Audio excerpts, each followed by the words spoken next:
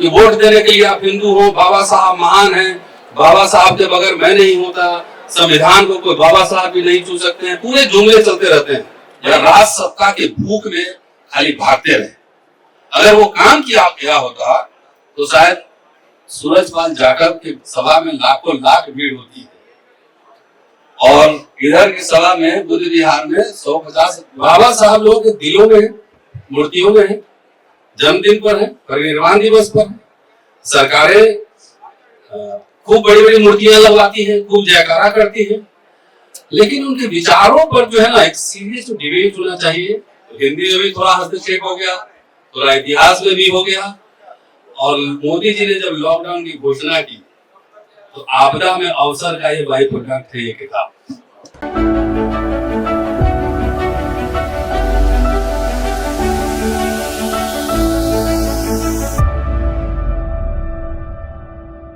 ठीक है सर, आइए मैम।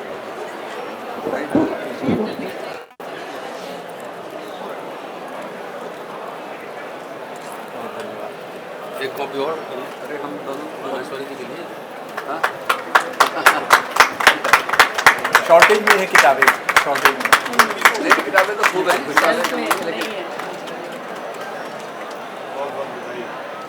शुक्रिया सर।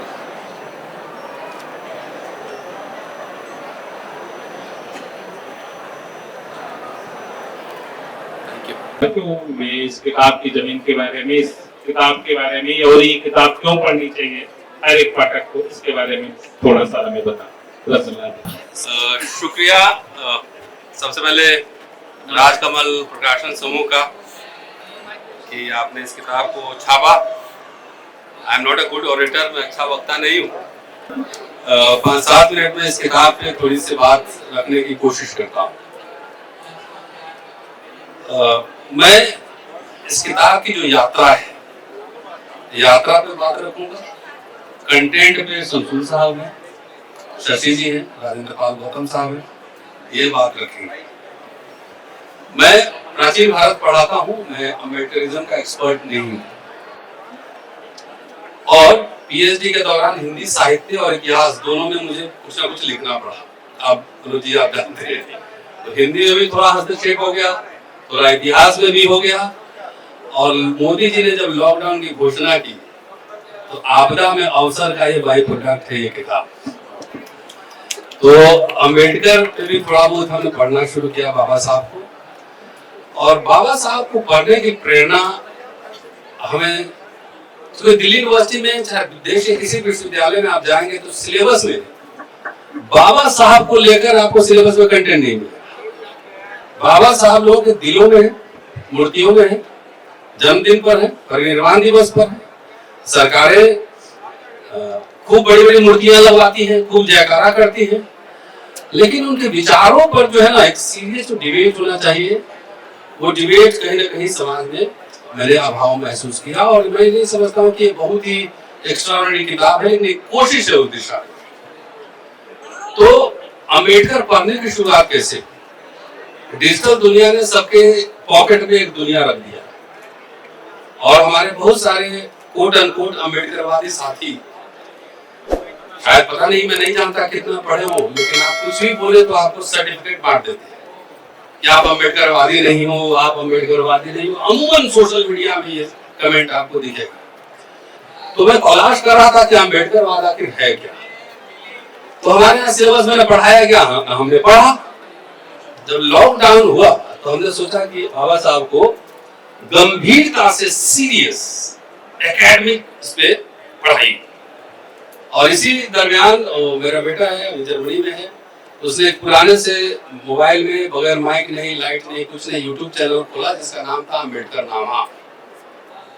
तो अम्बेडकर नामा पे हमने अम्बेडकर साहब को पढ़ना शुरू किया। वो मेरी बेटी और वाइफ यहाँ खड़ी है, ये लोग लाइट इसे पकड़ते थे, चेहरा पे लगाते थे, टेक्स्ट से भी हम लोग नहीं है। पर्पस ये था कि पढ़ के लोगों को सुनाया जाए कि अम्बेडकर क्या सोचते थे, क्या बोलते थे, बहुत सारे इश्यूज पर। तो ये इसकी बुनियाद है।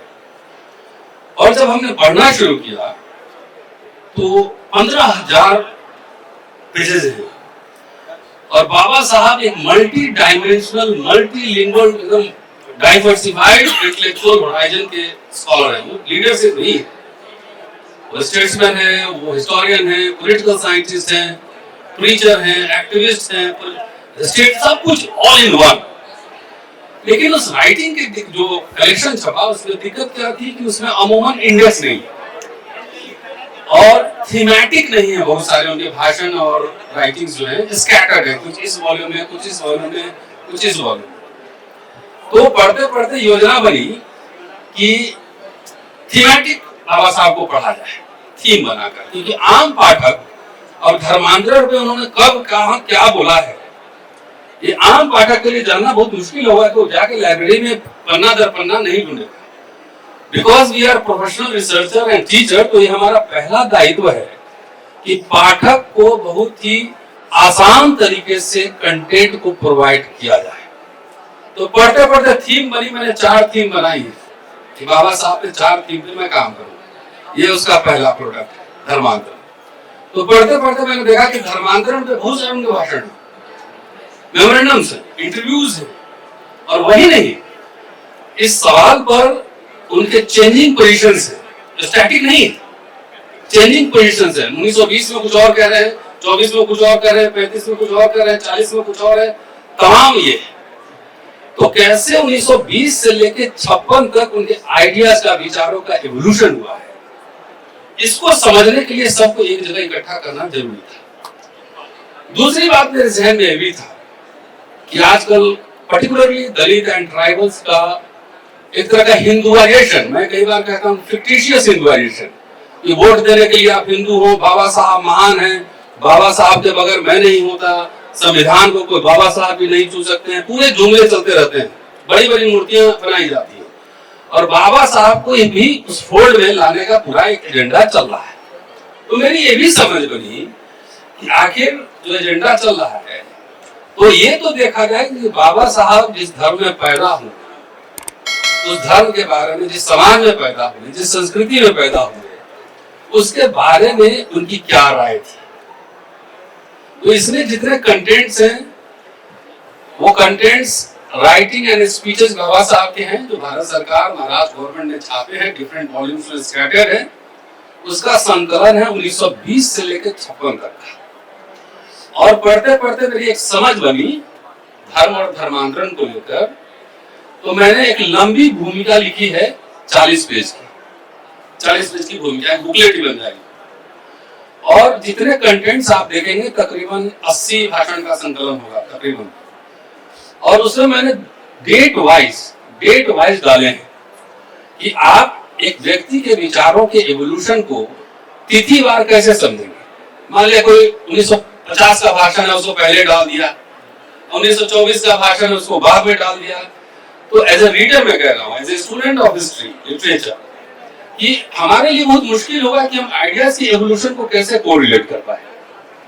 तो इसीलिए मैंने कंटेंट में पूरा तिथिवार डाला है। और पहली सभा 1920 में मनगांव में हुई थी साहू जी महाराज के साथ। उसमें उसी समय से धर्मांतरण के बारे में खटपट चलना शुरू हो गया। तो बाबा साहब ने बुद्धिज्म क्यों अपनाया, इसका कारण है, इसका आइडिया स्वतंत्रता, समता, बंधुता। वो कह रहे हैं बाद में कि मैंने फ्रेंच रेवोल्यूशन से नहीं लिया, मैंने लिया है बुद्धिज्म से। तो पूरा लीगेसी इसमें है। इस सवाल में हमने टिप्पणी भी की, इस किताब में हमने टिप्पणी भी की है कि आखिर बाबा साहब का जो मिशन था वो सिर्फ पॉलिटिकल मिशन नहीं था, कल्चरल ट्रांसफॉर्मेशन का भी मिशन था। तो जिन लोगों ने दावेदारी की कि हम बाबा साहब की पॉलिटिकल लीगेसी के हम वारिस हैं, जिन लोगों ने दावा किया, उन लोगों ने आखिर उनके कल्चरल लीगेसी को बढ़ाने के लिए कोई काम किया क्या? उन लोगों ने 56 के बाद कोई मैसिव लेवल पे पॉलिटिकल लीडर तो बहुत बने, मिनिस्टर से बने, पार्टियां भी बनी, लेकिन जो धम्म और सधम्म, क्या उन्होंने इस लेवल पे कोई आंदोलन किया या राज सत्ता के भूख में खाली भागते रहे? अगर वो काम किया गया होता तो शायद सूरजपाल जाटव की सभा में लाखों लाख भीड़ होती है, और इधर की सभा में बुद्ध विहार में 150, गौतम साहब बताएंगे 150 लोग भी नहीं मिलते।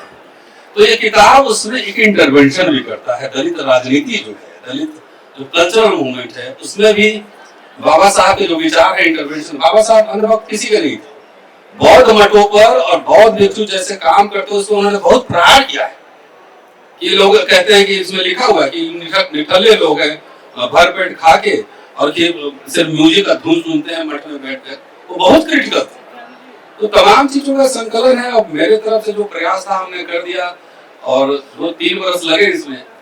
और किताब लिखना है, एक ट्रैवल करना होता है समय के साथ, और जिन व्यक्ति पर आप काम करते हैं उनको पढ़ेंगे तो धीरे धीरे उस तरह की अंडरस्टैंडिंग आपकी बनने लगती है। जैसे काशी प्रसाद जायसवाल का हमने काम किया, मैं समझने लगा उसी तरह से, तो उसी तरह की कुछ अंडरस्टैंडिंग बनने लगी। बहरहाल आपके सामने है, समीक्षा, आलोचना, पुनर्पाठ, समीक्षा सबके लिए ओपन है। शुक्रिया, बहुत बहुत शुक्रिया रतनलाल जी। देखते रहिए नीलकमल टीवी। आपको अगर हमारा वीडियो अच्छा लगता है तो हमारे चैनल को सब्सक्राइब करिए, वीडियो को लाइक करिए, शेयर करिए। धन्यवाद।